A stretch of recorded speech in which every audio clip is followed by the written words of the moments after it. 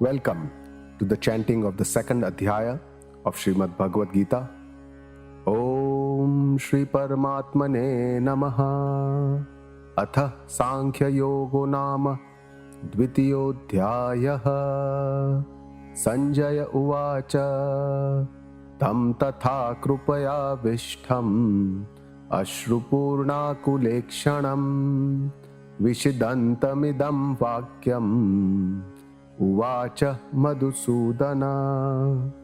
Shri Bhagavan Uvacha Kutastva Kashmalamidam Vishame Samupasthitam Anarya Chustamasvargyam Akirtim Karam Arjuna Klaibyam Asmagamah Partha Naitatvayupapadhyate Shudram Radaya Daurbalyam Tyaktvottishthah Parantapa. Arjuna Uvacha Katham Bhishmamaham Sankhye Dronam cha Madhusudana Ishubhihi Pratiyotsyami Pujaharvarisudana Guruna Hatva hi Mahanubhavan Shreyo Bhoktum Bhekshamapi Haloke Hatvartha Kamanstu Guruni Haiva Bhunjiya Bhogan Rudira Pradigdhan Nachaita Dvignah Kataranno Gariyo Yadva Jayema Yadivano Jayeyuhu Yaneva Hatva na Jijivishama Stevastitaha Pramukhe Dhatra Rashtraha Karpanya Doshopahata Svabhavaha Pruchhami Tvam Dharma Sammudha Chetaha Yachreyasyan Nishchitam Bruhitan Me Shishyasteham Shadimam Tvam Prapannam Nahi Prapashyami Mamapanudhyat Yacchokamucchokshanamindriyanam Avapya Bhumavasapatnam Ruddham Rajyam Suranam Api Chadipatyam. Sanjaya Uvacha Eva Muktva Rishikesham Gudakeshah Parantapa Nayotsya iti Govindam Uktva Tushnim Babhuvaha Tamuvacha Rishikeshaha Prahasanniva Bharata Senayorubhayor Madhye Vishidantamidam Vachaha. Shri Bhagavan Uvacha Ashocyanan Vashocastvam Pragnavadanscha Bhashase Gatasuna Gatasuncha Nanushocanti Panditaha Natve Vaham Jatu Nasam Natvam Neme Janadhipaha Nachaiva na bhavishyamaha Sarve vayamatah param Dehinosmin yatha dehe Kaumaram yauvanam jara Tatha dehantara praptihi Dhirastatra namuyati Matra sparshastu kaunteya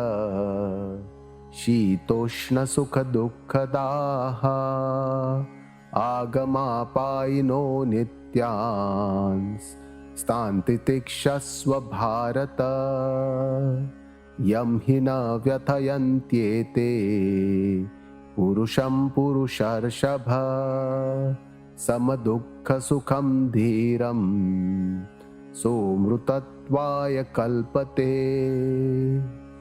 Nasato vidyate bhavo नाभावो विद्यते सतः उभयोरपि द्रष्टोऽन्तः स्त्वनयोस्तत्त्वदर्शिभिः अविनाशी तु तद्विद्धि येन सर्वमिदं ततं विनाशमव्ययस्यास्य न कश्चित् कर्तुमर्हति अन्तवन्त इमे देहा नित्यस्योक्ताः शरीरिणः अनाशिनो प्रमेयस्य तस्मात् युद्धस्व भारत य एनं वेत्ति हन्तारम् यश्चैनं मन्यते हतम् उभौ तौ न विजानीतो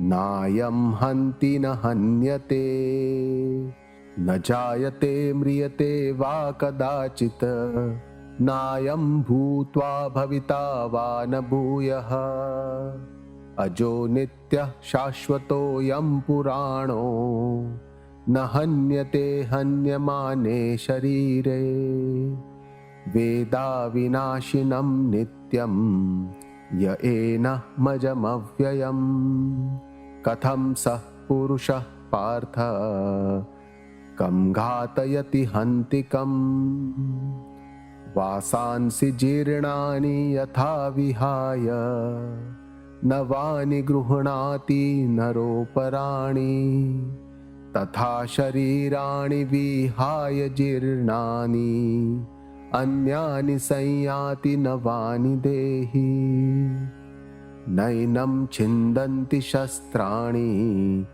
नैनं दहति पावकः न चैनं क्लेदयन्त्यापो न शोषयति मारुतः अच्छेद्योऽयम् अधाह्योऽयम् अक्लेद्यो शोष्य एव च नित्यः सर्वगतः स्थाणुः अचलोऽयं सनातनः अव्यक्तोऽयम् अचिन्त्योऽयम् अविकार्योऽयम् उच्यते तस्मादेवं विदित्वैनं नानुशोचितुमर्हसि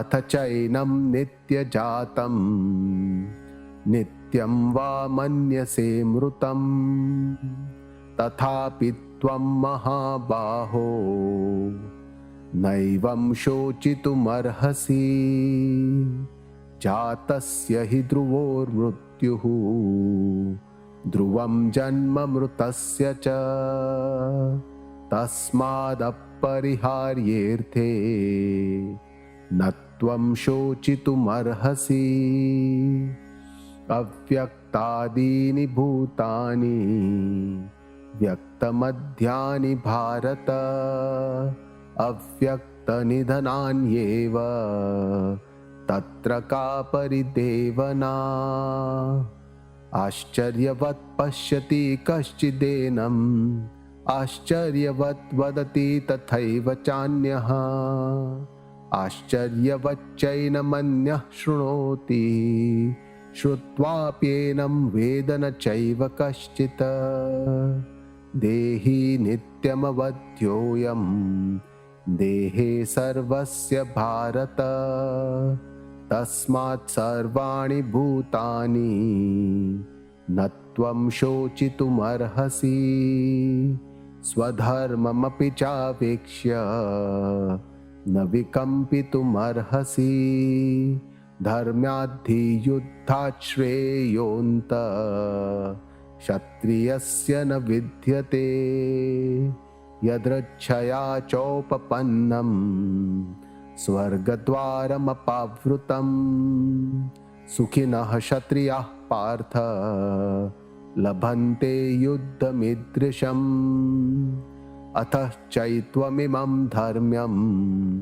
संग्रामं न करिष्यसि ततः स्वधर्मं कीर्तिं च हित्वा पापमवाप्स्यसि अकीर्तिं चापि भूतानि कथयिष्यन्ति ते व्ययाम् सम्भावितस्य च कीर्तिं मरणादतिरिच्यते भयाद्रणादुपरतं मन्स्यन्ते त्वां महारथाः येषां च त्वं बहुमतो भूत्वा यास्यसि लाघवम् अवाच्यवादांश्च बहून् वदिष्यन्ति तवाहिताः निन्दन्तस्तव सामर्थ्यं ततो दुःखतरन्नु किम् हतो वा प्राप्स्यसि स्वर्गं जित्वा वा भोक्ष्यसे महिम् तस्मादुत्तिष्ठ कौन्तेय युद्धाय कृतनिश्चयः सुखदुःखे समे कृत्वा लाभालाभौ जयाजयौ ततो युद्धाय युज्यस्व नैवं पापमवाप्स्यसि एषा ते विहिता सांख्ये बुद्धिर्योगे त्विमां शृणु बुद्ध्या युक्तो यया पार्थ कर्मबन्धं प्रहास्यसि नेहाभिक्रमणाशोऽस्ति प्रत्यवायो न विद्यते स्वल्पमप्यस्य धर्मस्य त्रायते महतो भयात् व्यवसायात्मिका बुद्धिः एकेह कुरु नन्दन बहुशाखाह्यनन्ताश्च बुद्धयो व्यवसायिनां यामिमां पुष्पितां वाचं प्रवदन्त्यविपश्चितः वेदवादरतः पार्थ नान्यदस्तीति वादिनः कामात्मानः स्वर्गपरा जन्मकर्मफलप्रदां क्रियाविशेषबहुलां भोगैश्वर्यगतिं प्रति भोगैश्वर्यप्रसक्तानां तयापहतचेतसां व्यवसायात्मिका बुद्धिः समाधौ न विधीयते त्रैगुण्यविषया वेदा निस्त्रैगुण्यो भवार्जुन निर्द्वन्द्वो नित्यसत्त्वस्थो निर्योगक्षेम आत्मवान् यावानर्थ उदः पाने सर्वतः सम्प्लुतोदके तावान् सर्वेषु वेदेषु ब्राह्मणस्य विजानतः कर्मण्येवाधिकारस्ते मा फलेषु कदाचन मा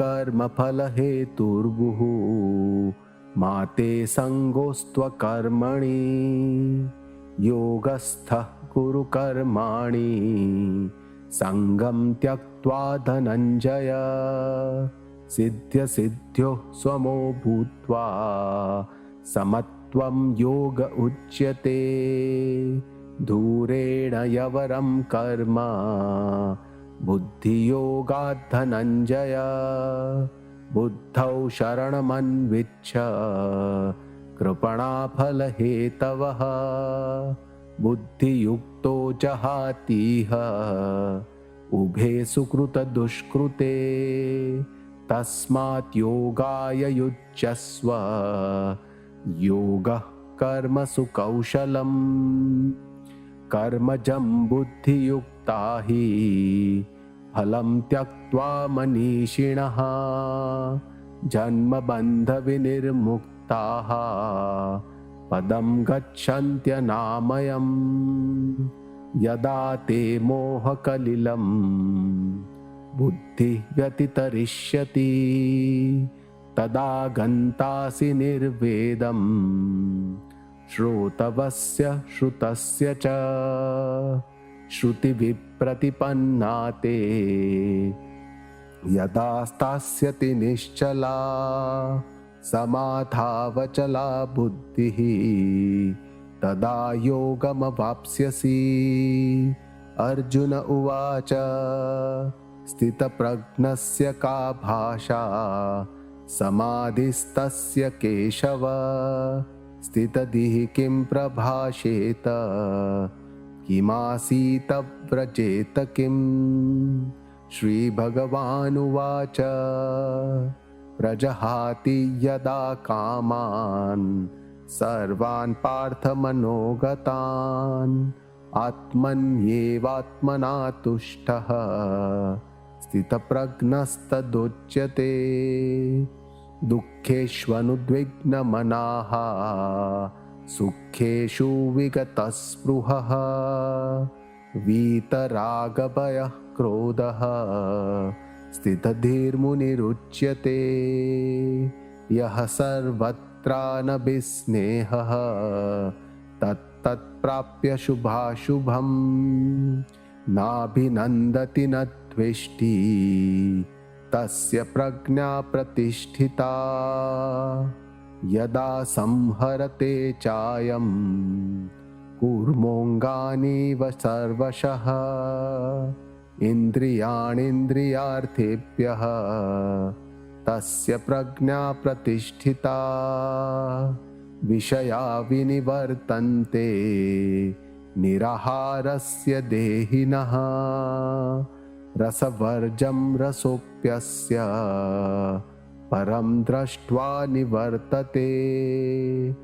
यततो ह्यपि कौन्तेय पुरुषस्य विपश्चितः इन्द्रियाणि प्रमाथीनि हरन्ति प्रसभं मनः।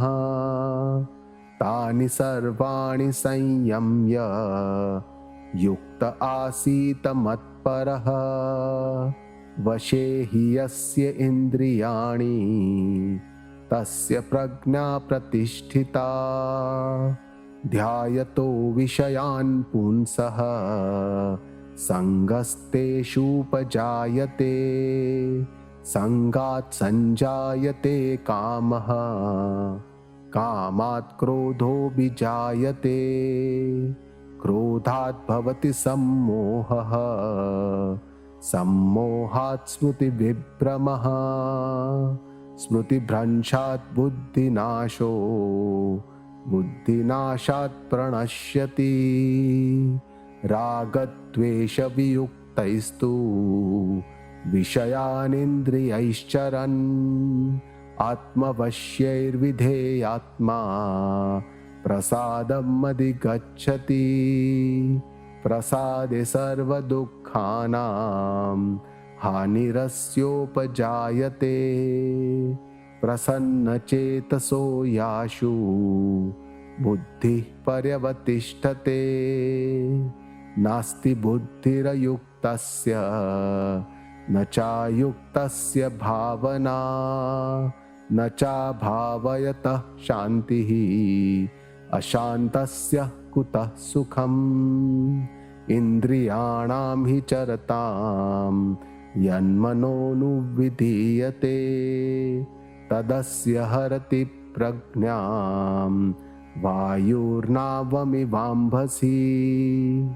तस्मात् ह्यस्य महाबाहो निगृहीतानि सर्वशः इन्द्रियाणीन्द्रियार्थेभ्यः तस्य प्रज्ञा प्रतिष्ठिता।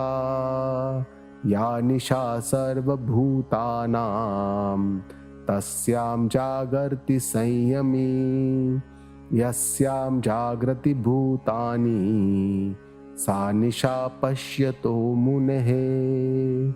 आपूर्यमाणमचलः प्रतिष्ठं समुद्रमाप प्रविशन्ति यद्वत् तद्वत् कामायं प्रविशन्ति सर्वे स शान्तिमाप्नोति न कामकामी। विहाय कामान्यः सर्वान् पुमांश्चरति निःस्पृहः निर्ममो निरहङ्कारः स शान्तिमधिगच्छति। एषा ब्राह्मी स्थितिः पार्थ नैनां प्राप्य विमुह्यति स्थित्वा स्यामन्तकालेऽपि ब्रह्मनिर्वाणमृच्छति। ॐ तत्सदिति श्रीमद्भगवद्गीतासु उपनिषत्सु ब्रह्मविद्यायां योगशास्त्रे श्रीकृष्णार्जुनसंवादे सांख्ययोगो नाम द्वितीयोऽध्यायः।